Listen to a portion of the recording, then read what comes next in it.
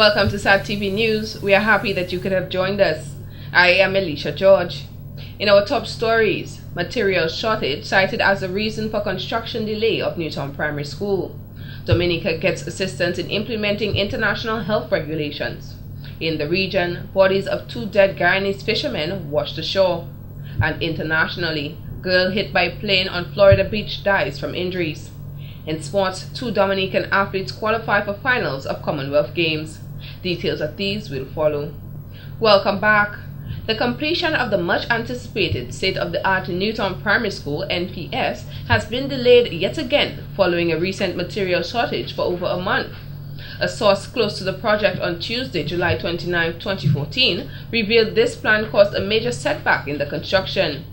According to the source, while on a break from the material shortage, the cement of the foundation was tested. This was found to be unsuitable for the area, so they had to dig out the entire foundation and start over. President of the Newtown Primary School Parent Teachers Association, Andy Newbeck, says he is very disappointed in the delays of the construction of the school. They desperately need. Nobody can be happy with such a delay, considering the fact that we have to go to Bath Estate, to the Teachers College there as an alternative for our school. So the commencement of 2015 not happening now, well, I can't be very happy about this. But at the same time, the effort that is being put forth by the Chinese construction company has been thwarted a little bit. The foundation that was there had to be dug up, a new one has to be put.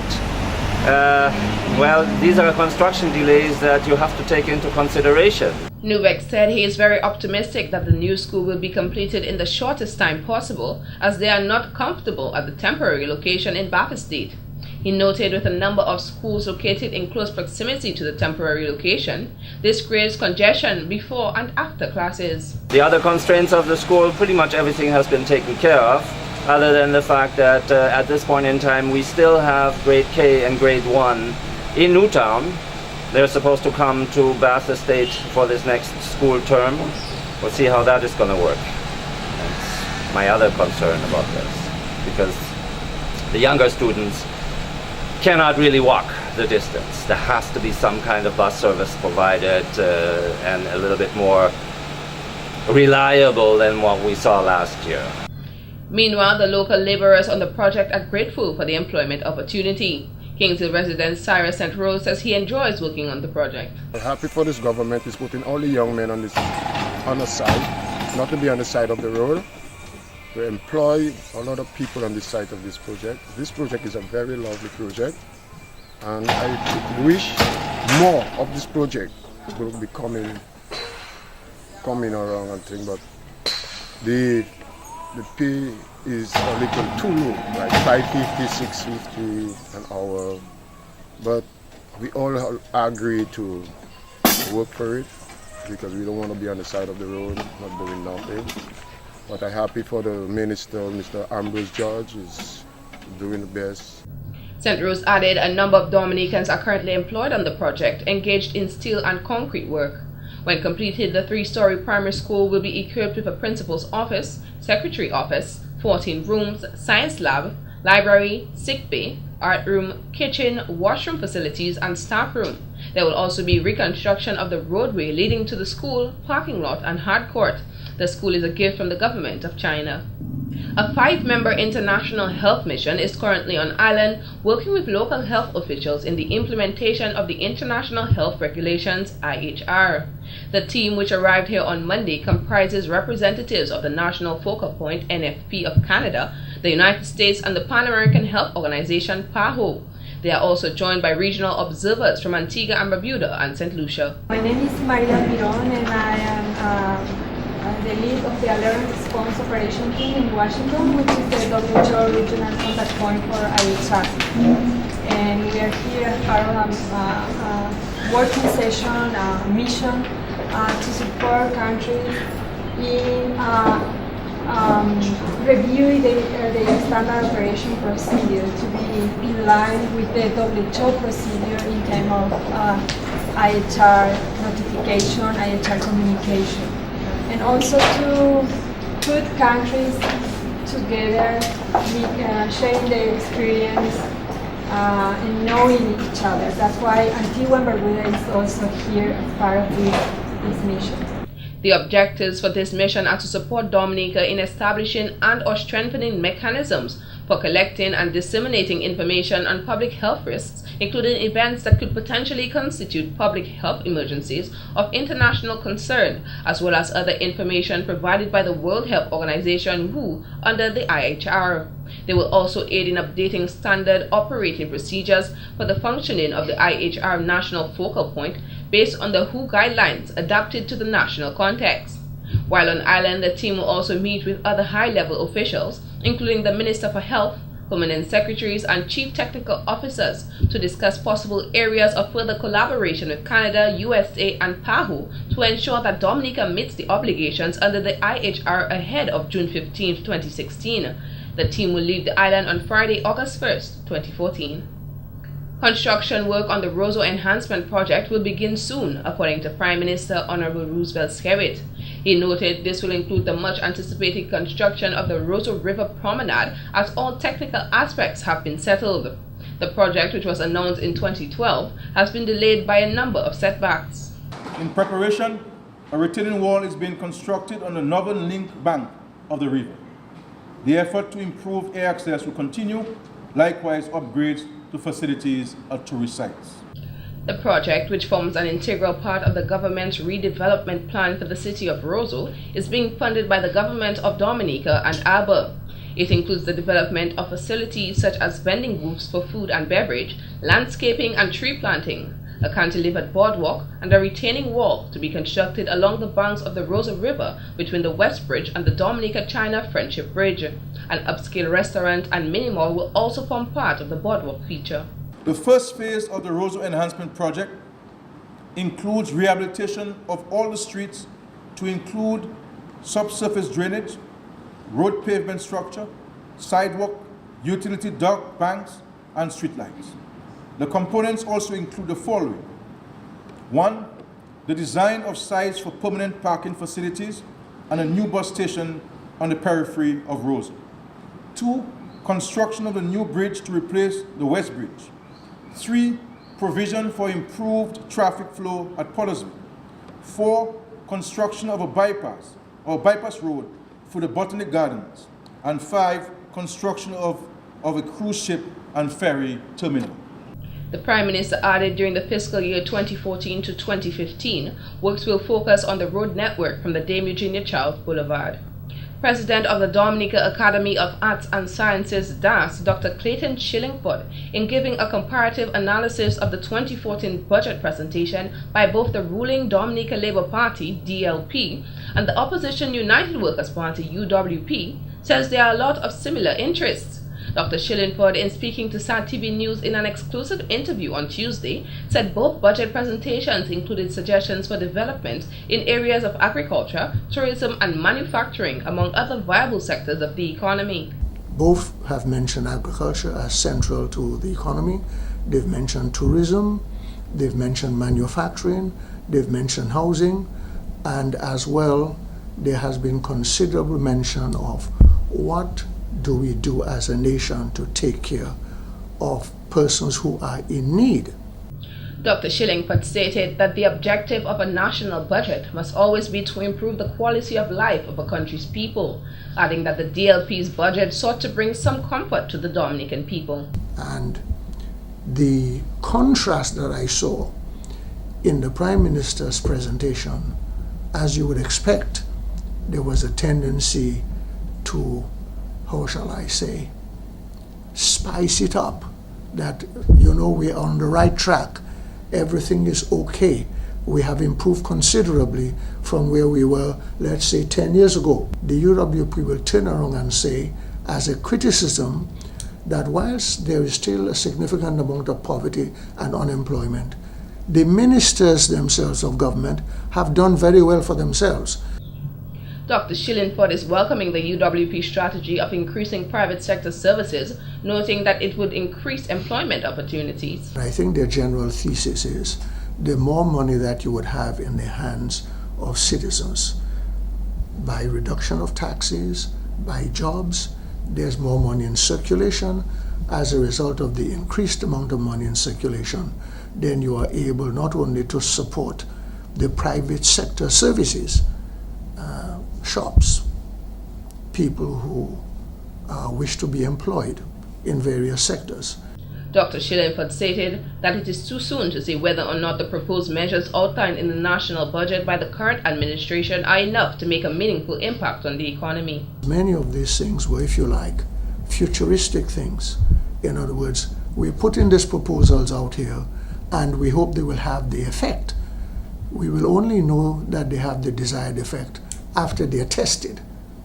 So this business of taking the $20,000 up to $25,000 for you then to be in a category where you're going to be taxed so revenue can come into the coffers of the government, I don't know that we know right at the present time what the effect of that is going to be. SAG TV will continue to bring you feedback on the budget in a subsequent newscast. Meanwhile, ALBA coordinator Dr. Philbert Aaron says the 2014-2015 national budget clearly indicates the consistency of the Dominica Labour Party DLP's plans for growth and development. During a post-budget interview with the Government Information Service, GIS, Dr. Philbert expressed concern that the work of the DLP may sometimes go unnoticed. I do not think that the Minister for Finance, Roosevelt Skerrit, and the Dominican Labour Party government gets enough credit for two things. One, the amount of responsibility with which they have managed the finances of the country. That's one. And I'll explain if you allow. And the second one, the extent to which human development is a major part of development theory now. According to Dr. Aaron, the DLP government has set a precedent in Dominica and countries of the Eastern Caribbean. This government has taught us in Dominica and in the Eastern Caribbean to do two contrary things: to be very kind and supportive to people who need support, and at the same time to be tight with managing money and watching that, to ensure that the books are balanced. That is an achievement that we shouldn't underestimate, because it is the basis of the development that we want to get to. Dr. Aaron believes that emphasis placed on education and human development by the DLP has solidified the administration as the most effective in Dominica. In the budget presentation last Wednesday, the Prime Minister allocated 4.14%, $7,196,134 towards education and human resource development. We now go to the People's Poll, brought to you by Beacon. When we return, more stories. Welcome back. Residents of Tebow on Monday woke up to an unusual sight on their beach covered in seaweed. Tebow resident John Bruni said on the morning of Monday, July 28th, the Sandwich Beach in Tebow was totally covered in seaweed. It's still coming and it's not done yet. It's the full length of the beach on the stony side, and it's about 60 feet out in the furthest area. And down by the riverside, it's about 5-6 feet out. But it's very thick. This area should be about 5 feet tall. And you can walk on there. It's, no, you don't sink or anything, and there is absolutely no water down below. And I see there is still a lot more coming in. Rooney said seaweed being washed up ashore is not unusual in this part of Dominica. However, the large amount deposited on the seashore this time around has never happened before. On the side where it has the maximum amount, that's not really a bathing area. But the bathing area has a amount, and I think we're going to try to clean it, because this weekend is Tebow Feast. And we're going to try our best to clean the area where you normally bathe. We cannot clean that by hand. We have to use a backhoe. On the other side, which has the most seaweed, I have no idea what we can do about that right now. Rooney added that the fisher folk in the area are not affected by the seaweed. When contacted, an official from the Roseau Fisheries Department said that they are aware of the matter and are investigating. The Dominica Festivals Committee has announced the lineup of Soukous All-Stars expected to perform at the 18th World Creole Music Festival, WCMF, from October 24th to 26th. The annual event, which officially launched in October 1996, will introduce acts all the way from Africa. During the second WCMF press conference on Tuesday, festival promoter Leroy Wadix-Charles noted Soukous has been a part of the festival since its inception. We recently added the Soukous Stars, and Soukous has been with the festival from its inception. Soukous primarily is from the Congo, has been made popular by the Congo, and so far we have seen at the festival Sakis, Loketo, Olas Mabele. We have seen Diblo Dibala. We have also seen Papa Wemba. All those really, promoted the genre of Soukous on the festival. Charles also revealed that the lineup of the headline Soukous acts stemmed from a public call to bring back Soukous music as part of the festival. It had been a talking point in the various corners of our society that they wanted a return of the Soukous genre. And we have heard the plea, and we are bringing back the Soukous Stars. And 4 of those masters will be headlining the Soukous act in a special 90-minute set. Soukous acts for the 2014 World Creole Music Festival includes Lokasaya Bongo, Balu Kanta, Dali Kimoko, and Yonde Sister. This act will join artists like Jacquior, Flavor, and Elvis Crespo for the 18th World Creole Music Festival. While cricket lovers anticipate the last matches of the Caribbean Premier League CPL on Thursday, SAT-TV gathered the exciting reviews of the public for this year's CPL games. The CPL, that is an exciting feast of cricket, man. An exciting feast of cricket. So far, so good. I like to watch cricket. I think this year's CPL is good, but it's the first year I'm watching it. While some said they loved the introduction of more foreign players, others decided to stick with Team Caribbean and support the regional players. I love West Indies. Yes, I love West Indies, and anytime you have West Indian playing in any team, I will really enjoy it. I support Guyana Amazon Warriors. Why is that your favorite team? Because I like bowling and Naranga is a good bowler. Dominica doesn't have a team, so I'm not really backing any team, to be honest. I'm more of a neutral for this one. My uncle is very much into his cricket. He's a cricket lover. So if anything, it must always be on the TV anytime a game is happening. So I'll just catch little glimpses of what's happening. Well, they have more foreign players, and I just love cricket, so that's basically it. But they have more foreign players, man, so that is a big improvement. This year's CPL matches took place both in the daytime and in the evening, posing some difficulty for cricket enthusiasts like Kurt and Adam. We playing it during the day, and I work in late sometimes, so that's why I can see it, because this evening I could be able to see it, and they change it now. But you love cricket? I just love it too much, I think. I mean, I'm a student, so for me it's quite convenient, but for working people, I say convenient, but it's a bit of a distraction from my work. But I say for most working people, maybe that's not so easy, because for them, they'll be working at the same time. So maybe an afternoon time might be more convenient. SAT-TV brought the cricket live to its many viewers throughout the Caribbean Premier League.